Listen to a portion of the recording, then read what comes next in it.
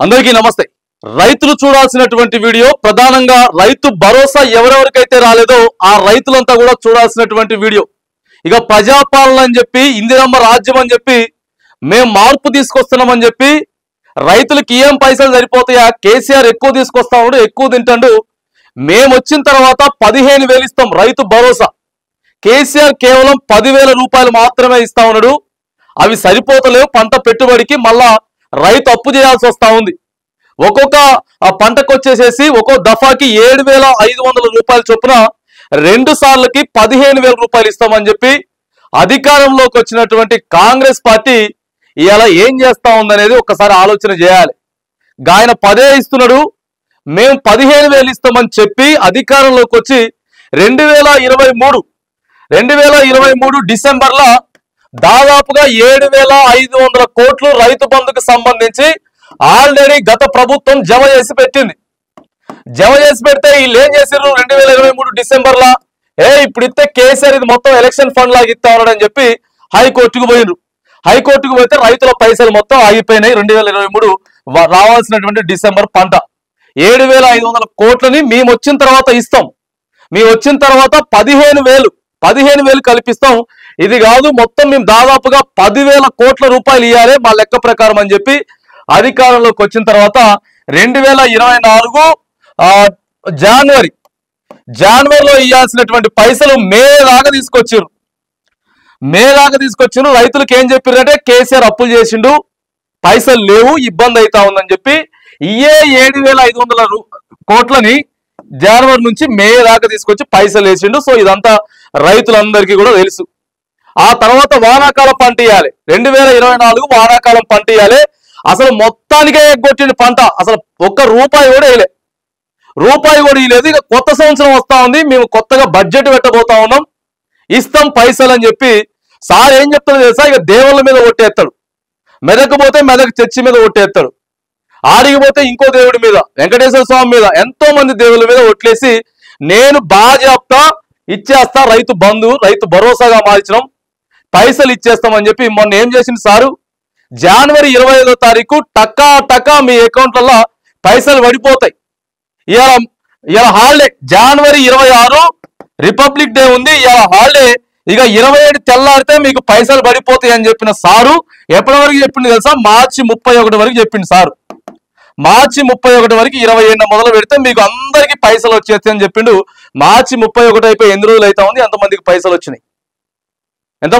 వచ్చినాయి? కేవలం 5 ఎకరాల లోపే పైసలు వచ్చినాయి, 5 ఎకరాల లోపు, అది కూడా కేవలం 60 to 70% మాత్రమే పైసలు వచ్చినాయి। మొత్తం డేటా ఉన్నది ఇప్పటికి 2 సార్లు చూపించినాం మనం, ఆకాశం టీవీలో డేటా మొత్తం 2 సార్లు చూపించినాం। వీళ్ళు కోకాపేటలో భూములు తనఖా పెట్టి మేము రైతు భరోసా తీసుకొస్తామని చెప్పి 10,000 కోట్ల రూపాయలు తీసుకొచ్చిర్రు, 10,000 కోట్ల రూపాయలు తీసుకొచ్చి కేవలం 6,500 కోట్ల రూపాయలు మాత్రమే వంచిరు, అది కూడా 5 ఎకరాల లోపున్న రైతులకే మాత్రమే వంచిరు। ఎన్ని మెసేజ్లు అంటే మనం చేసిన ప్రతి వీడియోకి కుప్పలు మెసేజ్, అన్న 2 ఎకరాల లోపు ఉంది కానీ మాకు రైతు భరోసా రాలే, 3 ఎకరాల లోపు ఉంది కానీ రైతు భరోసా రాలే, మరి గీయాలే ఇప్పటి వరకు మాట్లాడలేరు, మరి ఎన్ని రోజులు అవుతా ఉంది? ఇప్పటికి మనం వచ్చేసేసి మేలో ఉన్నాం, మే 4th రోజు, మే 5th రోజు, అది ఒక 30 రోజులు, ఒక 35 రోజులు అయిపోయినాయి కానీ ఇంతవరకు ఓ ఎమ్మెల్యే కానీ, ఓ మంత్రి కానీ, ముఖ్యమంత్రి కానీ స్పందించిన వాళ్ళు లేడు। ఎప్పుడో అయిపోయినటువంటి రైతు రుణమాఫీకి సంబంధించి మొన్న తుమ్మల నాగేశ్వరరావు ఏం చెప్తున్నారంటే ఇంకా కొద్దిగా చేయాలని చెప్తాను, కానీ ఇప్పటి వరకు రైతు భరోసా మీద ఎందుకు మాట్లాడతలేరు? ఎన్ని ఎకరాలు లోపించిండ్రు, ఎన్ని పైసలు ఇచ్చిండ్రు, ఇంకెంతమందికి ఇవ్వాలి? ఇక మొన్న మాట్లాడిండు ఒక ఆయన, ఓ ఎమ్మెల్యే మాట్లాడిండు, అది కూడా వరంగల్లో ఇచ్చిర్రా, కేసీఆర్ ఎంతమందికి ఇచ్చిర్రా, నేను 10,000 ఇస్తా అంటే వాళ్ళు 15,000 ఇస్తామని చెప్పిరుగా, పాస్ అయినరా ఫెయిర్ అయినరా రైతు భరోసా అంటే అందరు చేతులు ఎత్తేసరికి తెల్లారి ఆ కొత్తగూడెం ఎమ్మెల్యే ఒక ఆయన మాట్లాడిండు, మనం ఇయ్యలేదా బాబు పైసలు, అసలు మేము బయటికి పోవాలంటే ఇబ్బంది అవుతా ఉంది అని చెప్పి 10,000 అని చెప్పి 15,000 అని చెప్పి ఓ పంట ఎగ్గొట్టి ఇప్పటి వరకు రైతులకు ఒక క్లారిటీ ఇచ్చింది లేదు। 5 ఎకరాల లోపు కూడా అనేక మందికి పైసలు రాలేదు। ఏం చెప్తారు సమాధానం ఇవ్వాలి? ఒక పెళ్లికి పోవాలన్నా, ఓ ఫంక్షన్కి పోవాలన్నా ఇప్పుడు ఎమ్మెల్యేలు బయటికి పోవాలా, బయటికి పోతే ప్రధానంగా సార్ మాకు రైతు భరోసా రాలేదు, ఇదే ముచ్చట। ఎకరం లోపు రాలే, 2 ఎకరాల లోపు రాలే, 3 ఎకరాల లోపు రాలేదు. ఇదే కథ, ఇదే ముచ్చట. ఫోన్ నెంబర్ ఇస్తే మొన్న ఫోన్ నెంబర్ ఎవరెవరికి రాలేదని చెప్పి ఫోన్లు చేస్తే 100 మంది ఫోన్లు చేస్తా ఉన్నారు. అటు అన్ని జిల్లాల నుంచి రాలే, రైతు భరోసా రాలే. ఇంకేం చేశారు తెలుసా వీళ్ళ కథ? 2.5 ఎకరాలు ఉందనుకోండి, 2 ఎకరాల 20 కుంటలు ఉంటే కేవలం 20 కుంటలకు వేసిరు, 2 ఎకరాలకి వేయలే. 2 ఎకరాలకి వేసిరు కానీ 20 కుంటలకి వేయలే. ఇగో ఇది కథ. ఆడ అగ్రికల్చర్ ఆఫీసర్ దగ్గర కుప్పలు చేరకపోయినాయి. రైతులకు క్లారిటీ ఇవ్వండి, ఎందుకంటే మళ్ళా జూన్ వస్తా ఉంది, మళ్ళా పంట ఇవ్వాలి. అసలు మీరు ఇత్తరా ఇయ్యరా?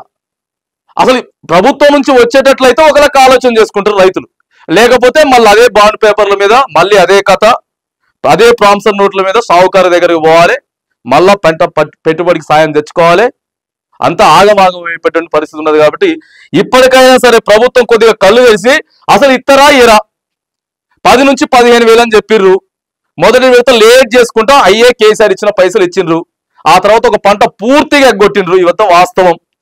ఇక మొన్న పంట కేవలం 5 ఎకరాల లోపే ఇచ్చిండ్రు.